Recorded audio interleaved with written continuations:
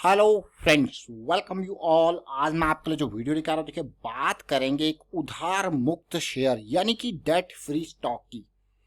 Target 10,000 plus ये भी जानेंगे, मौका इन्वेस्टमेंट का है या नहीं है, और सबसे इंपॉर्टेंट और प्राइमरी थिंग, हाई प्रायोरिटी वाली चीज, रिस्क कितना है उसको भी समझने की कोशिश करेंगे।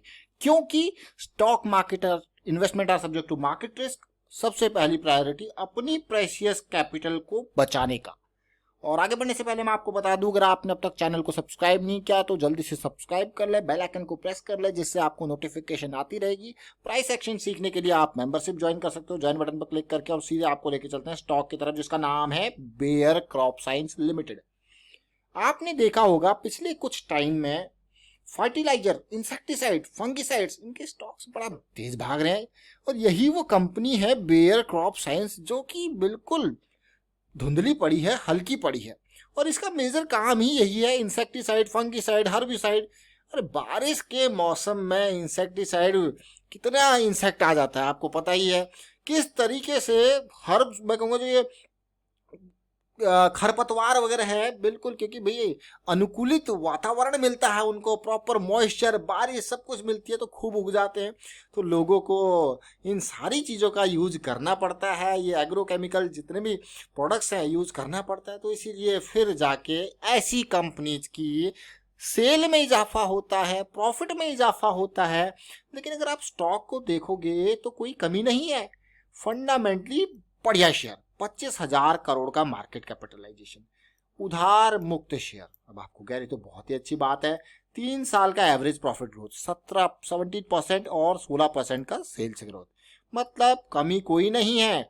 लेकिन ये स्टॉक आज हमारी रडार में क्यों आया उसको भी समझेंगे। जरा देखिए, रेवेन्यू में बढ़िया ग्रोथ है, कोई कमी नहीं है। प्रॉफिटेबिलिटी में बहुत बढ़िया ग्रोथ है, कंसिस्टेंट ग्रोथ है, कोई कमी नहीं है। लेकिन स्टॉक के रडार में आने का कारण तो जान लीजिए पहले, और वो कारण है इसकी करेक्शन। और मैं ये कहूंगा कि ये पहली बार हमारे रडार में नहीं आया, इसको हम इस करेक्शन के बाद से ट्रैक कर रहे हैं और सोच रहे, देख रहे थे कि भाई कितनी करेक्शन यहाँ पे आ सकती है आने वाले टाइम पे। और इसीलिए ये इस मंथ में भी एक बार ऐसा लग रहा था कि भाई रिजॉल्व होगी करेक्शन, लेकिन नहीं भाई, फिर वापस बेस पे ही था। अब समझते हैं स्टॉक को। ये देखिए मंथली की इम्पल्स है, देख रहे हो आप, बहुत ही बढ़िया। मतलब जो भागना था वो शुरू के गिरावट के बाद 3-4 महीने में भाग लिया, और ऐसा रन आया कि 2800 से 2800 से सीधे 6400 तक के लेवल पे गया। मतलब ये मान के चलिए कि पैसा डबल। उसके बाद आपको पता है भाई इतनी रैली आई है, तो आगे कंटिन्यू करने के लिए, एक हेल्दी अप ट्रेंड के लिए एक करेक्शन की रिक्वायरमेंट होती है। आई कि नहीं आई? अब ये कैंडल देख के आपको लग रहा होगा यार ये करेक्शन कभी भी रिजॉल्व हो सकती है और ये रैली स्टार्ट हो सकती है। तो यानी कि स्टॉप लॉस कहाँ पे अवेलेबल है? बॉटम, इससे थोड़ा सा बॉटम पे, ताकि थोड़ा बफर जोन भी आपके पास रहे। अब आपको यार ये तो बहुत ही अच्छी बात है।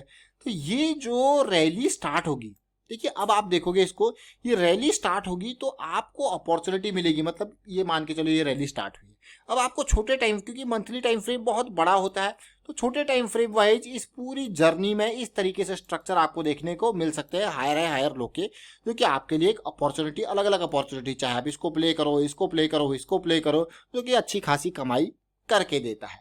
और एक और इम्पॉर्टेंट लर्निंग यहाँ पे, अगर आप तसल्ली से देखो इस पार्ट को, देख रहे हो अब आप, ये क्या है? ये हाइज आपके गिरते जा रहे हैं, देख रहे हो, फिर हाइज आपके गिरते जा रहे हैं। ये देखिए, मतलब भैया अभी तो गिरावट पेंडिंग है। वापसी जब होती है तो वापस हायर हाई की सीरीज, हायर लो की सीरीज चलती है। और इस तरीके से जब हाइज फ्लैट होते रहते हैं, इनका डिफरेंस कम होता रहता है, इसका मतलब गिरावट जो है, करेक्शन आपके सामने आने वाली है। और वही हुआ, ये और नीचे चला गया। देखिए फिर बेस बनता है और तेजी आपको देखने को मिल रही है। तो चलेंगे, क्योंकि स्टॉक को मैं आपको हमेशा कहता हूं कि सिंगल टाइम फ्रेम से नहीं देखने का, देखना है तो मल्टीपल टाइम फ्रेम से। तो ये देखिए ये रैली कितनी जबरदस्त थी, बहुत ही जबरदस्त। हम कहते हैं बार बार सपोर्ट, देखिए प्रीवियस एरिया सपोर्ट का काम आप देखिए क्लियरली। और उसके बाद इस रैली को देखिए, फिर से वही, अगर आप इसको तसल्ली से देखो, ये हाई एरिया को तसल्ली से देखो, आपको यार ये तो मतलब हायर हाई तो बना रहा है, लेकिन अगर डाइवर्जेंस कहीं पे आप देखोगे तो आप कहोगे भाई ये तो हायर हाई के साथ यहाँ पे जो है डाइवर्जेंस भी दिखा रहा है। और ये है वो डाइवर्जेंस 1 2 3 देखिए लोअर हाई ये आरएसआई पे भी आपको देखने को मिल रही है। तो इसका मतलब है कि प्राइस अब ऊपर नहीं बल्कि थोड़ा और कंसोलिडेट हो सकता है, नीचे आ सकता है। और फिर आती है करेक्शन, क्योंकि ऑलरेडी इतना जबरदस्त रैली था। तो ये देखिए, तो धीरे धीरे करके यहाँ पे डिस्ट्रीब्यूशन हुआ और करेक्शन आपके सामने आई। करेक्शन को देखोगे समझोगे तो देखिए ये बेस फॉर्मेशन, मतलब गिरावट की सीमा खत्म हो चुकी है, अब कभी भी बदल सकते हैं स्टॉक के सुर। तो देखिए, देख रहे हो बेस फॉर्मेशन। अभी मैं इसको कहूंगा एक रेंज के अंदर ये भी ट्रेड कर रहा है। रेंज ये देखिए क्लियरली रेंज के अंदर ट्रेड कर रहा है और इस रेंज में खरीदारी भी होगी, रेंज के पीक पे सेलिंग भी होगी। तो ओवरऑल आप कहोगे यार आप इसको खरीदे कब? अब रेंज का ब्रेकआउट इंपॉर्टेंट है जब करेक्शन रेजोल्यूशन, क्योंकि बड़ी करेक्शन है, मंथली करेक्शन है, तो रेंज का ब्रेकआउट मतलब 5800 के लेवल को यहाँ पे ये पार करके आपको एक काइंड ऑफ पुल बैक यहाँ पे देखने को मिल सकता है। और छोटे टाइम फ्रेम पे जाएंगे, डिटेल में समझने की कोशिश करेंगे, तो वो आपके लिए अपॉर्चुनिटी। फिलहाल जो लोग हैं जो थोड़ा सा मैं कहूँगा एग्रेसिव है और जिन्हें पता है कि वो बेस की फॉर्मेशन यहाँ पे लेके चल रहे, तो इन एरियाज में उन्होंने एंट्रीज स्टार्ट कर दी होंगी। देखिए जो स्ट्रेटजी, देखिए अब बात ये आती है कि स्ट्रेटजी जो कोई और यूज कर रहा है वो जरूरी नहीं है कि आपके लिए सही है या आप उसको में कंफर्टेबल हो। इट ऑल डिपेंड्स ऑन कि आप किस लेवल, मतलब किस स्ट्रेटजी जो आप यूज करते हो, कौन से टाइम फ्रेम्स को आप यूज करते हो, वो इंपॉर्टेंट रहता है। अब आपको यार ये क्या मतलब है? मतलब जैसे कि जो नौकरी पेशा वाले लोग हैं वो ज़्यादा टाइम मार्केट को दे नहीं सकते हैं, वो क्या करते हैं वीकली और डेली टाइम फ्रेम पे फोकस करते हैं या फिर मंथली के टाइम फ्रेम पे फोकस करते हैं। अपना देखा, वीकेंड पे एनालाइज किया और देख लिया। लेकिन जो इंट्राडे वाले लोग हैं, जो छोटे आवरली या 15 मिनट के टाइम फ्रेम वाले लोग हैं, वो छोटे टाइम फ्रेम्स पे प्ले करते हैं, उनको पता है वो छोटे टाइम फ्रेम पे कंफर्टेबल है। तो ये होती है कंफर्टेबिलिटी की बात। अब इसको डेली टाइम फ्रेम पे जब समझ रहे हैं हम स्टॉक को, देखिए अच्छी बात मुझे ये लगी कि वापसी बिल्कुल हो चुकी है। देखिए 200 का प्राइस जो है वो भी पार हो गया, साथ के साथ ईएमए की लाइंस भी पार हो गई है। अब ये तैयारी हो रही है इस लेवल के ब्रेकआउट की।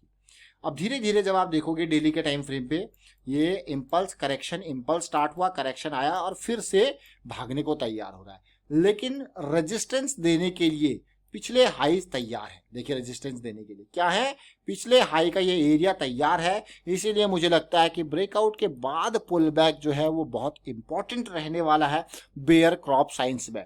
तो जब ब्रेकआउट के बाद पुल बैक आएगा तो आपका स्टॉप लॉस ये होगा, और अगर आप अभी एंटीसिपेशन मान के चल रहे हो कि ब्रेकआउट का, तो आपका स्टॉप लॉस ये लेवल है।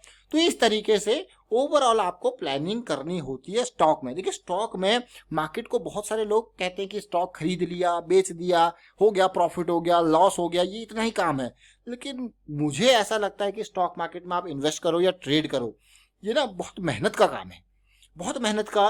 क्योंकि जो इनिशियल आपके ईयर्स रहते हैं उसमें आपको बहुत एफर्ट्स देने पड़ते हैं। इसको हल्के में मत लीजिए। देखिए इसको मतलब हलवा मत समझिए, इसको हल्के में मत लीजिए, आपको मेहनत करनी पड़ेगी। ये भी एक बाकी बिजनेसेस की तरह है, ट्रेडिंग, इन्वेस्टमेंट, ये भी बाकी बिजनेसेस की तरह है।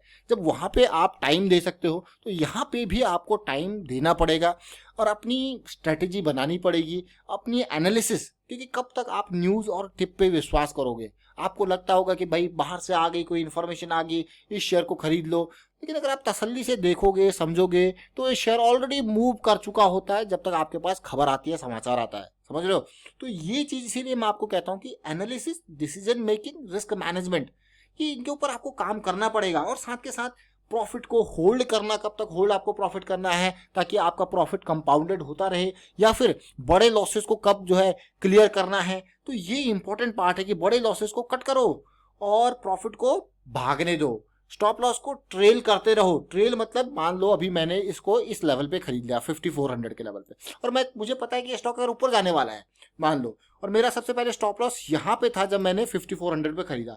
अब इसने एक इंपल्स दे दिया, एक करेक्शन दे दी, और ये ब्रेकआउट अगर होगा तो मैं अपना प्रॉफिट जो है, स्टॉप लॉस जो है, ट्रेल करके इस एरिया में लिख दूंगा। भाई अगली रैली आएगी, इंपल्स आएगा, तो फिर यहाँ पे इस एरिया तक मैं लेके जाऊंगा जब ये करेक्शन रिजॉल्व हो जाएगा। तो धीरे धीरे करके, क्योंकि जब ये इन चीज़ों को क्रॉस करेगा तो मुझे पता है कि मेरा प्रॉफिट पूरा नहीं तो इतना तो यहाँ से लेके यहाँ तक तो मुझे मिलेगा ही। इसीलिए यहाँ पे क्या हुआ, आप ट्रेड में बने भी हो और आपको प्रॉफिट भी हुआ है, आपको लॉस नहीं हुआ, तो आपने क्या किया, ट्रेलिंग करी स्टॉप लॉसेस की। तो ये छोटी छोटी चीज़ें लर्निंग के बहुत इंपॉर्टेंट है, तो इनके ऊपर फोकस करना होता है, इनके ऊपर काम करना होता है। फिलहाल वाइंड अप करता हूँ इस वीडियो को। उम्मीद करता हूँ वीडियो आपको अच्छा लगा तो शेयर जरूर कीजिए, लाइक कीजिए। एंड प्राइस एक्शन सीखने के लिए आप मेंबरशिप ज्वाइन कर सकते हो, ज्वाइन बटन पर क्लिक करके। Thank you for watching the video.